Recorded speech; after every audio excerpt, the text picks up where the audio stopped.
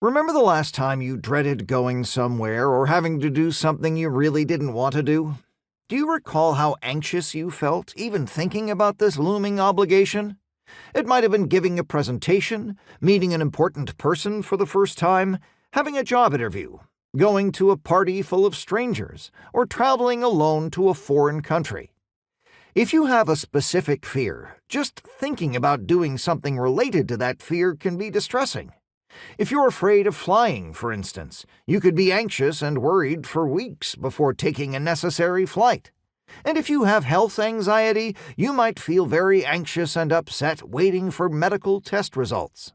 The anxiety we experience before confronting a fearful or distressing situation is called anticipatory anxiety. It's an important part of the anxiety cycle.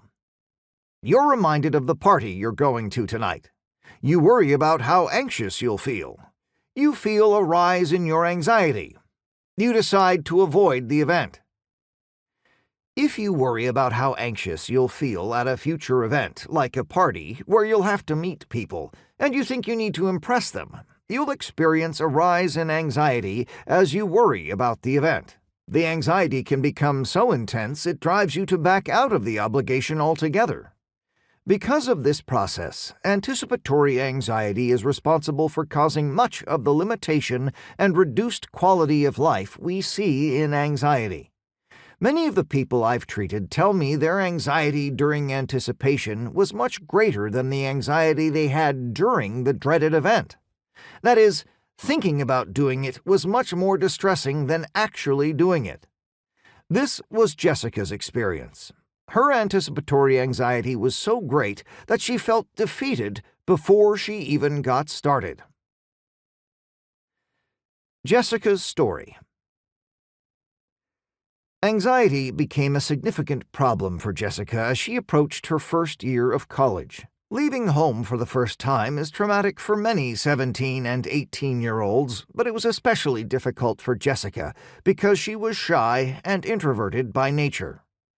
Her anxiety about leaving home started the moment she received an acceptance letter from a prestigious fine arts college in a distant city.